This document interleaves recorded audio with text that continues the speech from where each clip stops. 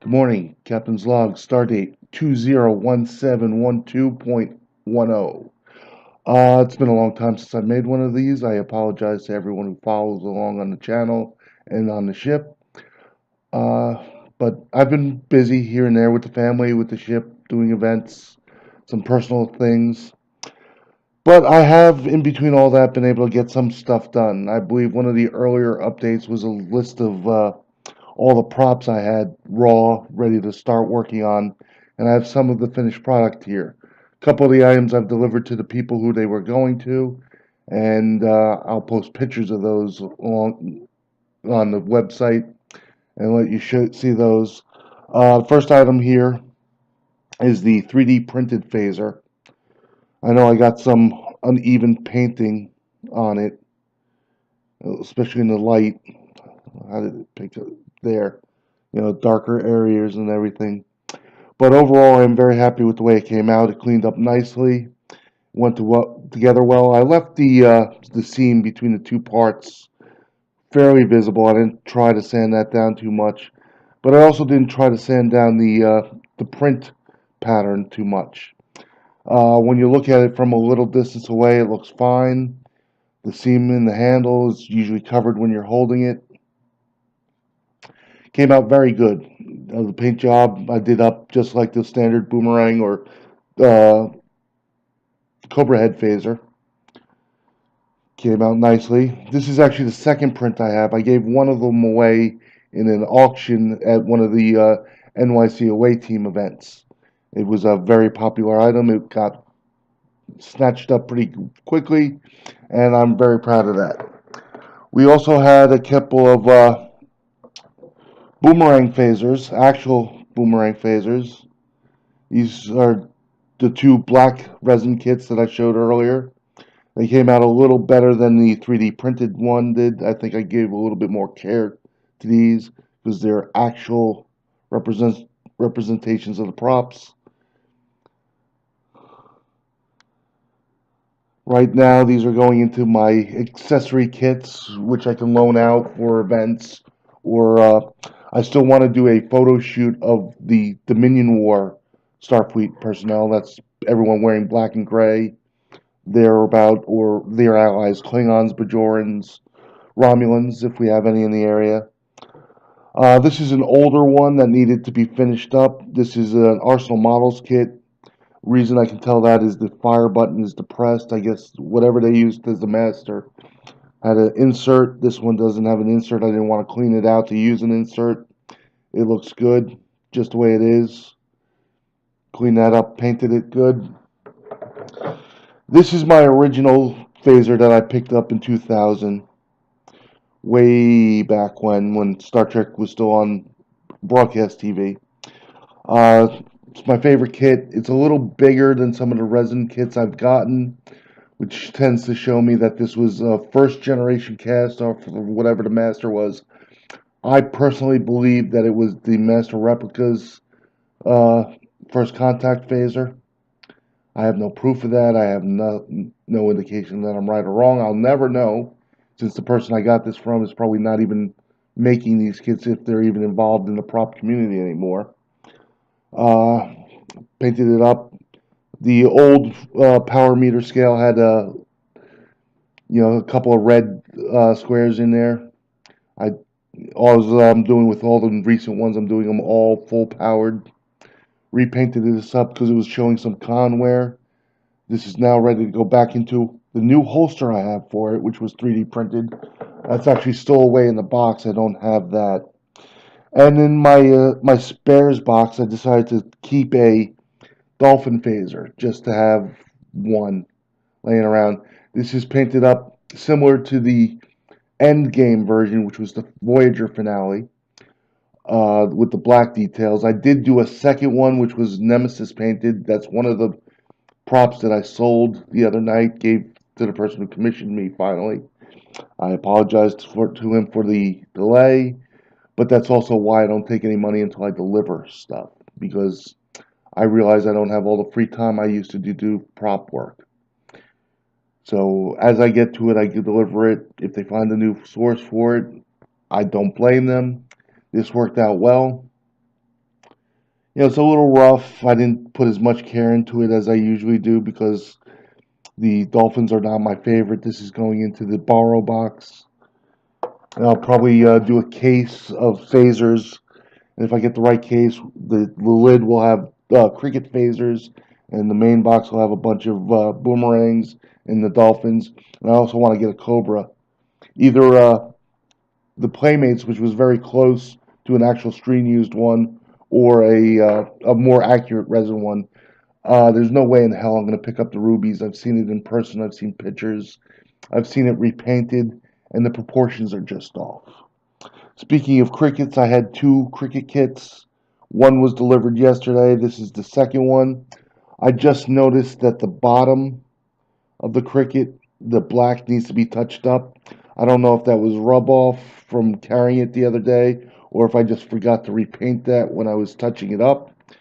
I went with the early next generation gold or brass power buttons. Again, the power meter reads full. Fire button is red. Came out very nice. I had a 3D printed pad that I finished up. I painted the screen black because as of right now I have no graphic for it. I will start looking into graphic decals that I can put onto the pads I have. I have a couple of leads on that. I also have a 3D printed medical tricorder that I'll need the graphics for. I got a name of someone I can contact when I'm ready for that.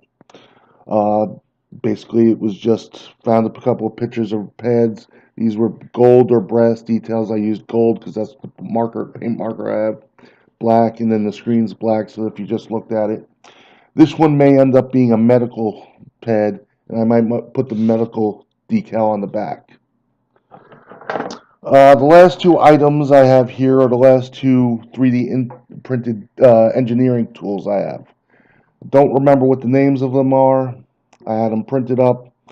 I could not find any pictures online, so I fudged the paint jobs. This one needs a little detail painting. I did see someone else who printed the same tools, painted this section black. I'll probably put a gold ring here. Maybe make one of these three things gold. This is the same color as the phasers are done. It's an automotive metallic, almost gunmetal, but not quite. So I might use my silver paint marker to add some details so it would uh, shine differently. The biggest prop I had and the biggest job I've been working on was the next generation Deep Space Nine phaser rifle. It is currently still in two pieces rather than three, but I have gotten the base paint down to where I wanted it. Yes, there's still some seam lines on the bottom that show up, but if you look at the top, I got that cleaned up. Yeah, it's a little uh, touchy here and there. I probably could have sanded a little better back on the power pack.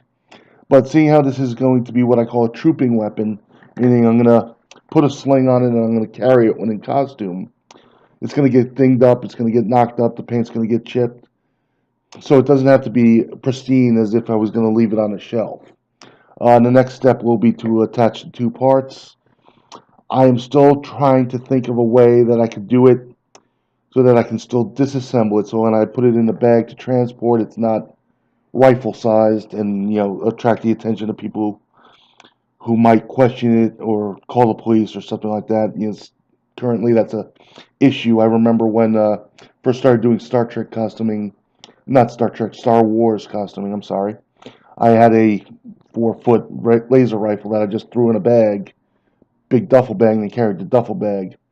And the costume was in it, so it was layered between the costumes, but it still looked like a rifle was laying in the bag. I want to avoid that with the current state of affairs and everything else. If I secure this like I did this section, which is not removable, then it's going to be a 3-foot phaser rifle. If I could work it out with magnets or some other, it's definitely not going to be friction because I am going to put a sling on this. But if I can work it out with something else, that'll be best. Maybe a little lock underneath that you can't see. I will probably be drilling a sling point here in this cutout here. And then on the same side, just forward of the power pack. Power pack will be a dark gray color. I have to do the pistol grips black. I think that's all the detailing that goes on this back side. It'll be black on the pistol grip, black on the side grips, black on the emitter. I'll do a black background to these buttons, and then I'll do the buttons the same way I do the hand phasers. Although since this is not a fire button, I'll do them all the same color or mix it up and keep red out of there. I usually keep red as the fire button. Ironically, the next generation phasers have no triggers, so I may stick a little piece of something here and paint it red to be the trigger. I am going to keep this so I can make it flip up and down. The original rings that were cast in there were crap, so I took it out and put eye sockets in. Unfortunately, the first two holes I drilled were too big, and I didn't want it solely being kept in by glue, so I moved it up a little. It's a little tight. I might take pliers and round out the eyelids a little bit more. This way I can screw that in and still get it to function the way I want it to. So I want that to flip up. I don't know what I'm going to do because in the later DS9 movie shows there was a light unit placed on top here. As you can see, there's a little rail type extension here. I think I'm going to contact Triple Fiction Products, which is where I got my Riot phaser from, and see if I can just buy the light unit they have for their 3D printed rifle, which is actually a modification of this so they can avoid copyright issues. They changed the emitter a bit. I think the shape of the handles are a little different, but the unit should be able to, if I can buy the unit separately, it should fit up here. I'll probably use rare earth magnets. This way I can take it off, put it on. I will also drill it out and put a real flashlight in it so it's an actual light.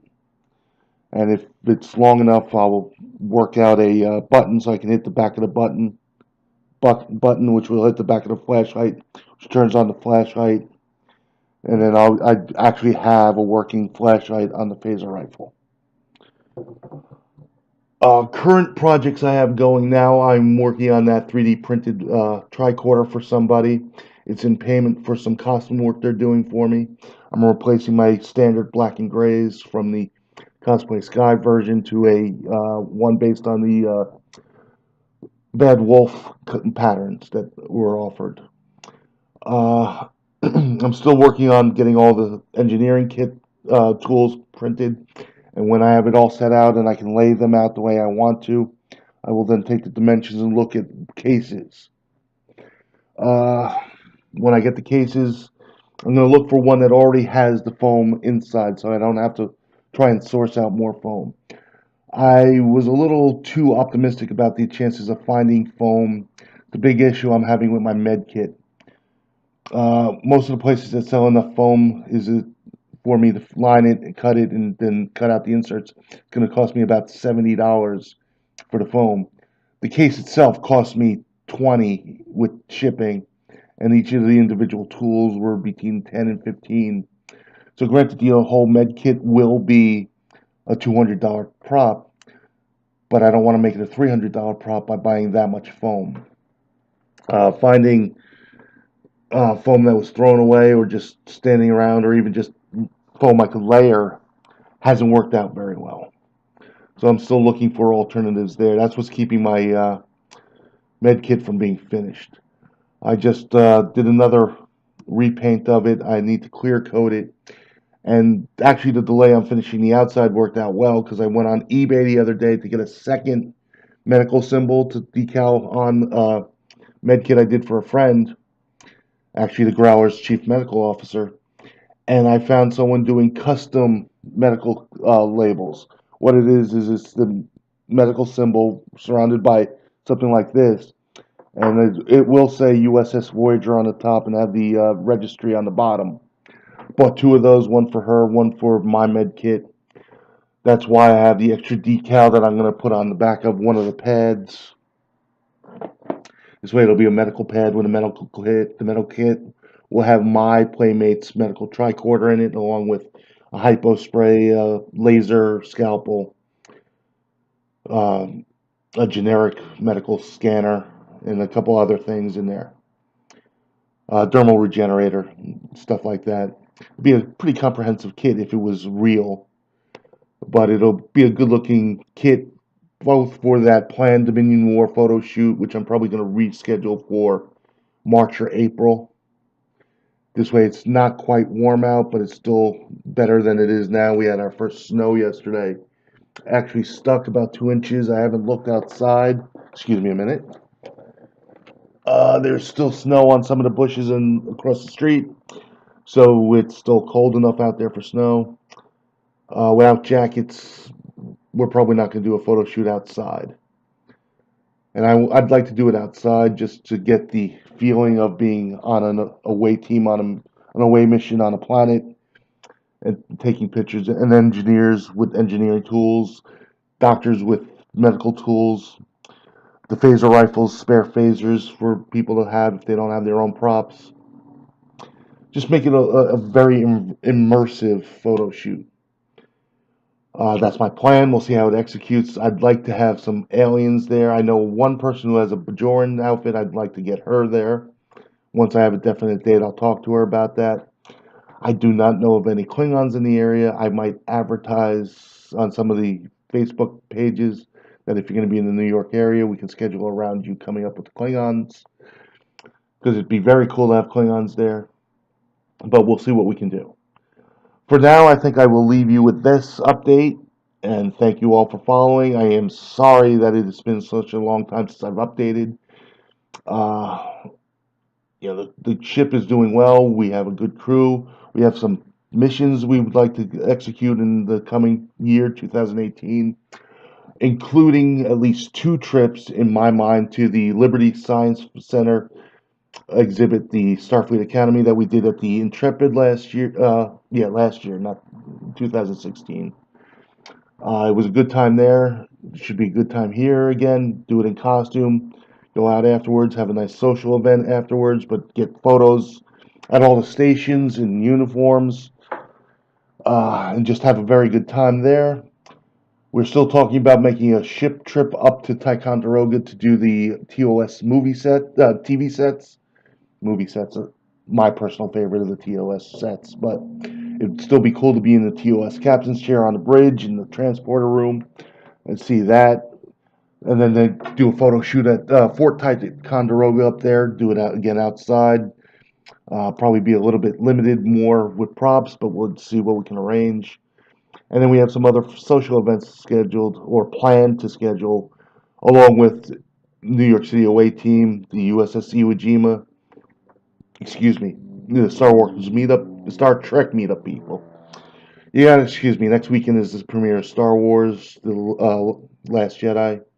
So I'm mixing up my Star franchises. I apologize. I'll get better at that, I hope. And I look forward to seeing you again. For everyone on the USS Growler and everyone watching, this is Captain Edward T. O'Connell, and I thank you for following along. Have a good day.